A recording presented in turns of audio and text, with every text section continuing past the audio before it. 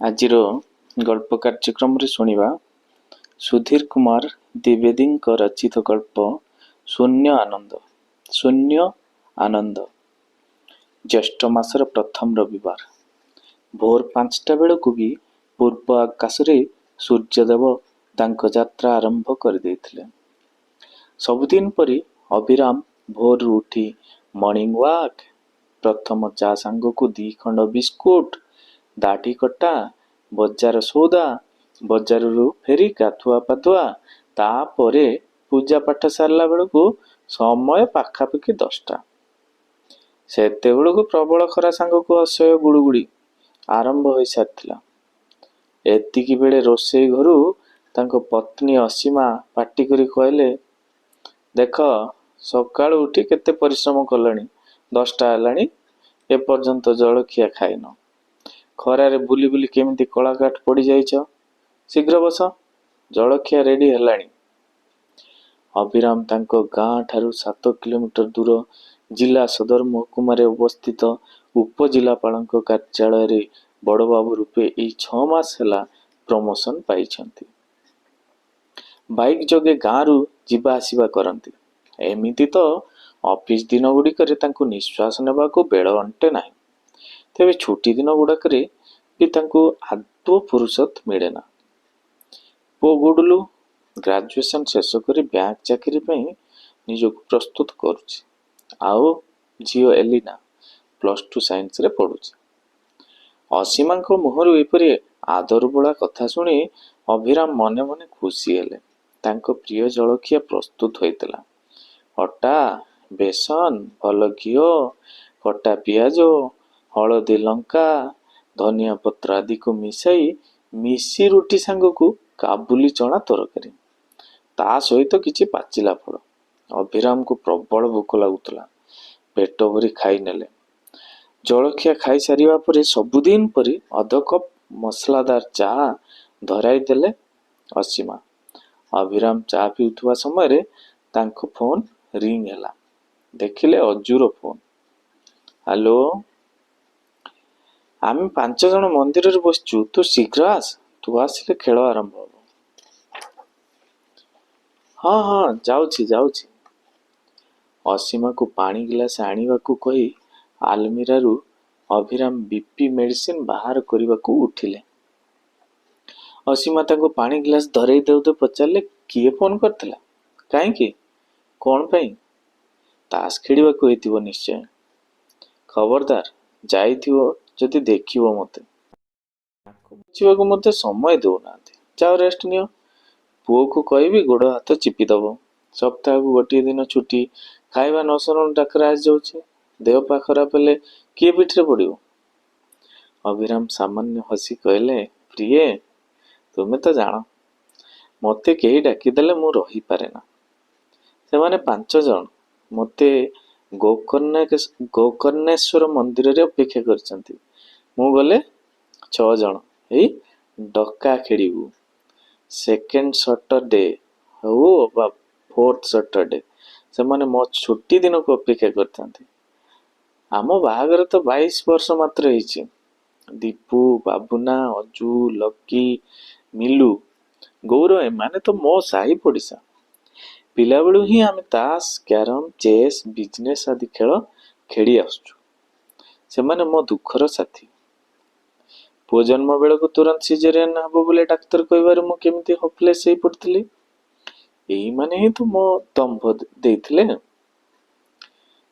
ତୁମକୁ ରକ୍ତ ଦେବାଠୁ ଆରମ୍ଭ କରି ଅପରେସନ ଥିଏଟରରୁ ୱାର୍ଡକୁ ଆଣିବା ପର୍ଯ୍ୟନ୍ତ ସବୁ କାମ ଏଇମାନେ କରିଛନ୍ତି।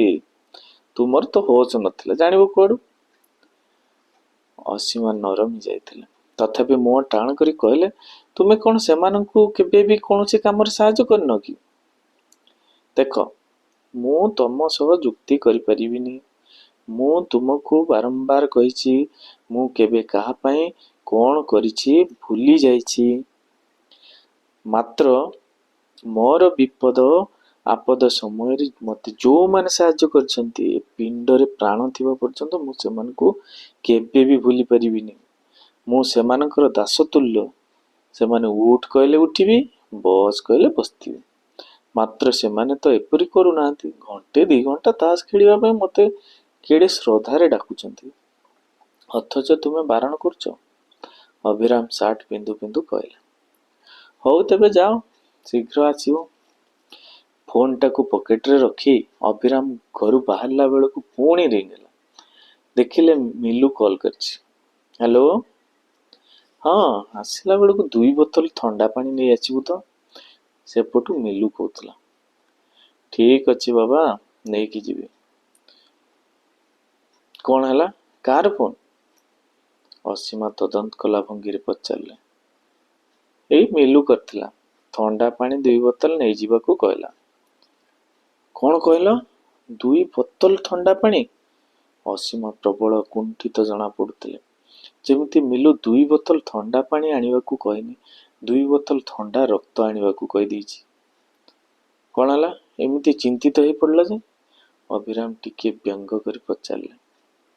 ଦେଖ, ସକାଳୁ ତମେ ଦିନଯାକ ପିଇବ ବୋଲି କେତେ କଷ୍ଟରେ 2 ଡେକ୍ଚି ପାଣି ଫୁଟାଇ ଥଣ୍ଡା କରି ତାକୁ 5ଟା ବୋତଲରେ ପୁରାଇ ଫ୍ରିଜରେ ରଖିଦେଇଛି।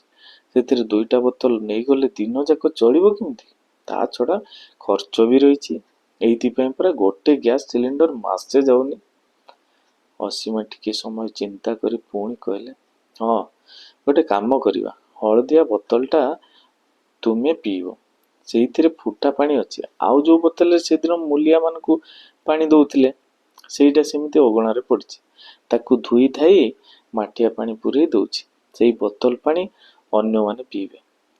ଅସୀମାଙ୍କ ଏପରି ହିସାବୀ ମନୋଭାବ ଦେଖି ଅଭିରାମଙ୍କ ମନଟା ଟିକେ ବିଷଣ୍ଣ ହୋଇଗଲା। ସେ ସାମାନ୍ୟ ରାଗି କହିଲେ, କ'ଣ କହିଲ?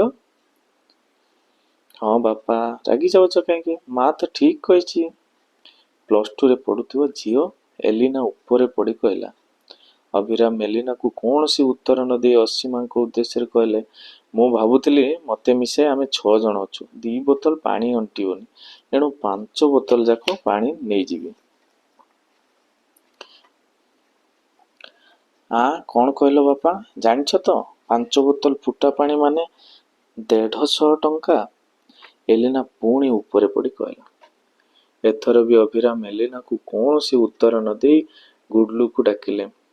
ଅଭିରାମଙ୍କ ବ୍ୟସ୍ତତା ଦେଖି ଗୁଡଲୁ ଆସିଲା। ଅଭିରାମ ତା ଉଦ୍ଦେଶ୍ୟରେ କହିଲେ, ଆରେ ଗୁଡଲୁ, ସେଇ ମିଲ୍ଟନର 5 ଲିଟରିଆ କେନ୍ଟା କୁଆଡ଼େ ଅଛି, ଖୋଜିଦେ। ମୁଁ ସେଇଥିରେ ପାଣି ପୂରାଇ ନେବି। ସେଥିରେ ଟେପ୍ ଲାଗିଛି, ଯେତିକି ଦରକାର ପାଣି ଖର୍ଚ୍ଚ ହେବ। ଦୀର୍ଘ ସମୟ ଧରି ପାଣି ଥଣ୍ଡା ବି ରହିବ। ବଳକା ପାଣି ଫେରେଇ ଆଣିବି। ଗୁଡଲୁ କିଛି କହିବା ଆଗରୁ ଅସୀମା ହତାଶିଆ ସୁରରେ କହିଲେ, ସେଇ ନୂଆ କେନ୍ଟା ଆମେ ଦିନେ ବି ବ୍ୟବହାର କରିନୁ, ଅଥଚ ତୁମେ ସେଇଟାକୁ ନେଇଯିବାକୁ ବସିଛ। ଯତ୍ନରେ ନ ରଖିଲେ ଭାଙ୍ଗି ଯାଇପାରେ, ଚିହ୍ନ ପଡ଼ିଯାଇପାରେ। ମାଙ୍କ କଥାକୁ ସମର୍ଥନ ସୂଚକ ଗୁଡଲୁ ଚୁପଚାପ ସେ ସ୍ଥାନ ଛାଡ଼ି ଯାଇଥିଲା। ଅଭିରାମ ଆଉ କାହା ସାହାଯ୍ୟକୁ ଅପେକ୍ଷା କଲେ ନାହିଁ। ଟିକିଏ ଖୋଜାଖୋଜି କରି ୱାଟର କେନ୍ଟାକୁ ପାଇଗଲେ। ତାକୁ ଧୋଇ ଦେଇ ଫ୍ରିଜରେ ଥିବା 5 ବୋତଲ ଯାକ ପାଣି ପୂରେଇ ଦେଲେ। 4ଟା ଲେମ୍ବୁ, କିଛି ଚିନି ମଧ୍ୟ ଧରିଲେ। ଅଭିରାମ ଲେମ୍ବୁ ଓ ଚିନି ନେଉଥିବାର ଦେଖି ଏଲିନା କହିଲା, ବାପା, ଲେମ୍ବୁ ତ ନେଲ, ହେଲେ ଡବାର ସବୁ ଚିନି ବି ନେଇଗଲ। ଅଭିରାମ ମିଛମିଛିକା ରାଗ କରି କହିଲେ, ଚୁପ୍। ସେ ସଙ୍ଗେ ସଙ୍ଗେ 2ଟା ଗ୍ଲାସ, ଛୁରୀଟିଏ ଓ ଗୋଟିଏ ଚାମଚ ଯୋଗାଡ଼ କରିନେଲେ। ସବୁ ଜିନିଷ ଗୋଟେ ବଡ଼ ବ୍ୟାଗରେ ପୂରେଇ ଗୁଡଲୁକୁ ପୁଣି ଡାକି ବାଇକରେ ତାଙ୍କୁ ଶିବ ମନ୍ଦିରରେ ନେଇ ଛାଡ଼ି ଆସିବାକୁ କହିଲେ। ହେଲେ ତାର କ'ଣ ଗୋଟେ ପରୀକ୍ଷା ଥିବାରୁ ସେ ପଢ଼ିବ ଓ ନିଜେ ଚାଲିକରି ଯାଅ ବୋଲି ଗୁଡଲୁ ସ୍ପଷ୍ଟ କଣ୍ଠରେ ଉତ୍ତର ଦେଲା। ଅଭିରାମ ବ୍ୟାଗ ଧରି ହରବର ହୋଇ ମନ୍ଦିରରେ ପହଞ୍ଚିଲେ। ପ୍ରବଳ ଖରା ଯୋଗୁଁ ମୁହଁ ତାଙ୍କର ଗୋଟାପଣେ ନାଲି ପଡ଼ିଯାଇଥିଲା। ଅଭିରାମକୁ ଦେଖି ସମସ୍ତେ ଖୁସି ହେଲେ ସତ, ମାତ୍ର ବାବୁନା ଅଭିରାମକୁ ଏତେ ବିଳମ୍ବ ହେବାର କାରଣଟା ପଚାରିଦେଲା। ଅଭିରାମ ଗାମୁଛାରେ ମୁହଁ ପୋଛୁ ପୋଛୁ କହିଲେ, ହଉ ତେବେ ସମସ୍ତେ ଶୁଣ, ମୋର ଏଠାକୁ ଆସିବାକୁ କାହିଁକି ବିଳମ୍ବ ହେଲା, ଶୁଣିଲେ ମଜା ବି ଲାଗିବ। ଅଭିରାମଙ୍କ କଥାକୁ ଶୁଣିବାକୁ ସମସ୍ତେ କାନ ଖାଡ଼ା କରି ରହିଲେ। ଅଭିରାମ କହିବାକୁ ଆରମ୍ଭ କଲେ, ମିଲୁ ପାଣି ପାଇଁ ଫୋନ କଲା ବେଳକୁ ନା, ମୁଁ ସାର୍ଟ ପିନ୍ଧୁଥିଲି। ମିସେସଙ୍କୁ ଫ୍ରିଜରୁ ପାଣି 2 ବୋତଲ କାଢ଼ି ଦେବାକୁ କହିଲେ। ମାତ୍ର 6 ଜଣ ଅଛ, 2 ବୋତଲ ପାଣି କ'ଣ ହେବ ବୋଲି ସିଏ କହିଲେ। ମୋତେ କହିଲେ ଟିକେ ଅପେକ୍ଷା କର, 5 ବୋତଲ ପାଣି ଆମର ନୂଆ ଆଣିଥିବା ମିଲ୍ଟନ୍ କ୍ୟାନ୍ରେ ଭରି ଦେଉଛି, ପାଣି ଥଣ୍ଡା ବି ରହିବ। ସେ ଗୁଡଲୁକୁ ଡାକିଲେ ମିଲ୍ଟନ୍ କ୍ୟାନ୍ଟା ବାହାର କରିବାକୁ। କ୍ୟାନ୍ଟା ଖୋଜାଖୋଜି କରି ପାଇବାକୁ କିଛି ସମୟ ତ ଲାଗିଲା। ଅସୀମା କ୍ୟାନ୍କୁ ଧୁଆ ଧୁଇ କରି ପାଣି ଭରିଦେଲେ। ପାଣି ଧରି ଆସିଲା ବେଳକୁ ଏଲିନା କହିଲା, କ'ଣ ବାପା, ଖାଲି ଥଣ୍ଡା ପାଣି ଦେଇ ସମସ୍ତଙ୍କୁ ଠକିଦେବ। ଆଜି ପରା ବଜାରରୁ ଲେମ୍ବୁ ଆଣିଛ, ରୁହ, ଲେମ୍ବୁ 4ଟା ଓ ପଲିଥିନରେ ଚିନି ବାହାର କରି ଦେଉଛି, ସାଙ୍ଗରେ ନେଇଯାଅ, ସରବତ କରି ସମସ୍ତେ ପିଇବ। ଏଲିନା ପୁଣି କେନ୍, ଛୁରୀ, ଚାମଚ, 2ଟା ଗ୍ଲାସ୍ ଗୋଟିଏ ବ୍ୟାଗରେ ପୂରେଇ ମୋତେ ଧରେଇଦେଲା। ଆସିଲା ବେଳକୁ ଗୁଡଲୁ ଜୋର କରି କହିଲା, ରୁହ ବାପା, ବାଇକ୍ଟା ବାହାର କରୁଛି, ବ୍ୟାଗ୍ ସହ ତୁମକୁ ମନ୍ଦିରରେ ଛାଡ଼ି ଦେଇ ଆସିବି। ହେଲେ ମୁଁ ତାକୁ ମନା କଲି। କହିଲି, ନା ନା ବେଟା, ତୋର ପରୀକ୍ଷା ଅଛି, ତୁ ପଢ଼ାପଢ଼ି କର, ମନ ଦେ ପଢ଼ାରେ, ମନ୍ଦିର ତ ଅଳ୍ପ ବାଟ, ମୁଁ ଚାଲିକିରି ପଳେଇବି। ଏଣୁ ଚାଲିକରି ଆସୁ ଆସୁ ହେଲା ବିଳମ୍ବ। ଅଭିରାମଙ୍କ କଥା ଶୁଣି ଦୀପୁ ମୁହଁରେ ଗର୍ବର ଭାବଟିଏ ଫୁଟାଇ କହିଲେ, ସତରେ ଅସୀମା ଭାଉଜଙ୍କ ପରି ବିଶାଳ ହୃଦୟ ମଣିଷଟି କାହିଁ ଏ ଗାଁରେ ମିଳିବା ଦୁର୍ଲଭ। ଗୌର ଦୀପୁ ମୁହଁରୁ କଥା ନ ଶୁଣୁ କହିଲା, ଆରେ ଖାଲି ଅସୀମା ଭାଉଜ? ଗୁଡଲୁ, ଏଲିନାଙ୍କ ଭଳି ସନ୍ତାନ ମଧ୍ୟ ସମସ୍ତଙ୍କ ଭାଗ୍ୟରେ ମିଳେ ନା ରେ। ଯେମିତି ବିନୟୀ ସେମିତି ଆଜ୍ଞାଧୀନ। ପ୍ରଚଣ୍ଡ ଗରମ ସତ୍ତ୍ୱେ କୁଆଡ଼ୁ ଦଲକାଏ ଥଣ୍ଡା ପବନ ବାଜି ଶରୀର ଓ ମନକୁ ଉତ୍ଫୁଲ୍ଲିତ କରି ଦେବା ପରି ଏକ ଶୂନ୍ୟ ଆନନ୍ଦରେ କ୍ଷଣିକ ପାଇଁ ହେଲେ ମଧ୍ୟ ଅଭିରାମଙ୍କ ମୁହଁ ଆଭାମୟ ହୋଇ ଉଠୁଥିଲା। ଧନ୍ୟବାଦ।